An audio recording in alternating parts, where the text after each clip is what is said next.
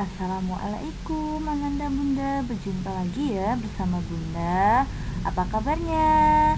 Hari ini kita akan belajar pembelajaran ke-6 pada tema 2 subtema 1 ya. Materinya tentang isi dan pesan dalam dongeng, perilaku sesuai sila kedua Pancasila di masyarakat, dan masalah terkait sifat pertukaran penjumlahan.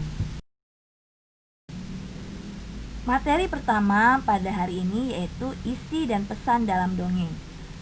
Bacalah dongeng berikut, yaitu tentang kisah pohon oak dan rumput alang-alang. Sebuah pohon oak yang sangat besar tumbuh di tepi sungai. Sekitar pohon oak tumbuh rumput alang-alang yang kecil. Ketika angin bertiup, pohon oak berdiri dengan gagah menantang angin dengan ratusan cabang-cabangnya yang mengarah ke langit. Di saat yang sama, alang-alang merunduk rendah-rendah saat tertiup angin. Pohon oak pun berkata, "Kamu pantas untuk mengeluh." Alang-alang pun menjawab, "Mengapa aku pantas mengeluh, oak?" Pohon oak pun menjawab, "Hanya sedikit saja tiupan angin sudah cukup untuk merundukkan kepalamu. Lihat aku yang perkasa berdiri tegak dan kokoh tidak tergoyahkan." Alang-alang pun menjawab, "Angin tidak akan menyakiti kami. Kami merunduk agar tidak patah. Sedangkan kamu dengan segala kekuatanmu mampu menahan tiupan angin. Namun, suatu saat semua ini akan berakhir." Saat alang-alang selesai berbicara, datanglah sebuah angin badai dari timur. Pohon oak berdiri dengan gagahnya dan menahan badai tersebut. Sementara itu, alang-alang merunduk rendah-rendah. Angin yang bertiup menjadi bertambah kencang, dan saat itulah pohon oak yang perkasa tumbang, tercabut dari akar-akarnya dan terbaring di antara alang-alang. Dari kisah pohon oak tersebut, apa isi dan pesan yang dapat kita ambil?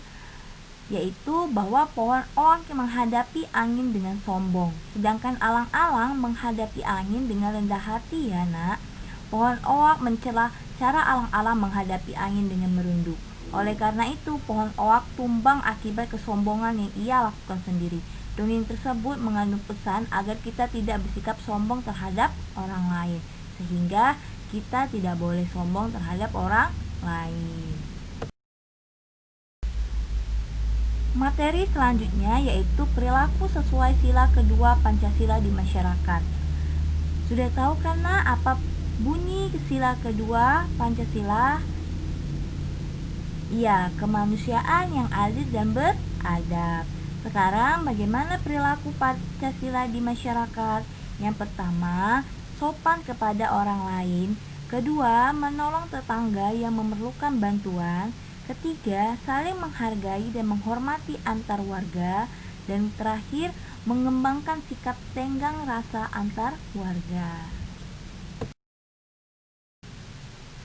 Materi pembelajaran terakhir pada hari ini yaitu masalah terkait sifat pertukaran penjumlahan.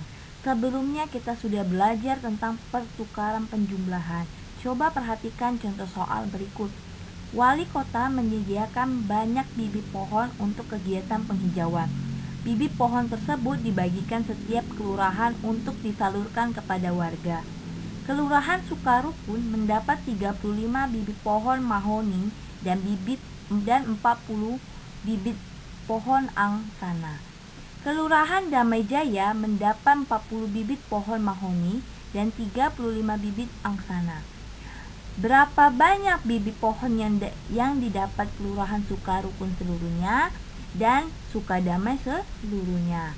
Nah, maka dijawablah bahwa banyak bibit pohon Kelurahan Sukarukun yaitu 35 ditambah 40 sama dengan 75.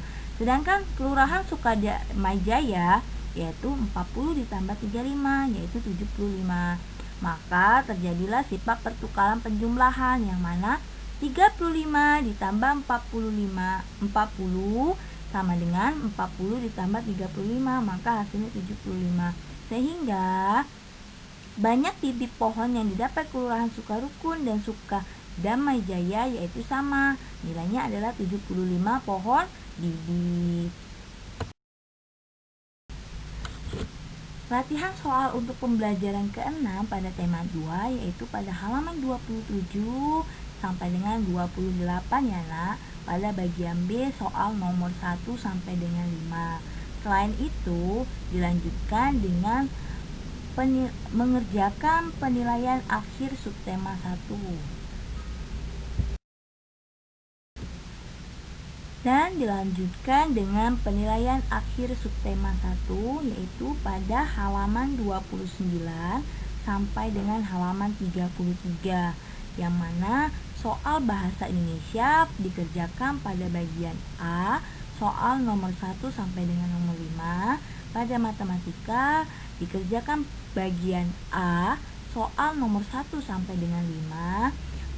Pada mata pelajaran PPKN dikerjakan bagian A soal nomor 1 sampai dengan 5. Pada mata pelajaran SBDP dikerjakan pada bagian A soal nomor 1 sampai dengan 5. Dan pada mata pelajaran PJOK dikerjakan bagian A soal nomor 1 sampai dengan 5. Sebelum mengerjakan latihan soal tersebut, jangan lupa berdoa ya, dan tetap semangat dalam belajar. Bunda akhiri, wassalamualaikum warahmatullahi wabarakatuh.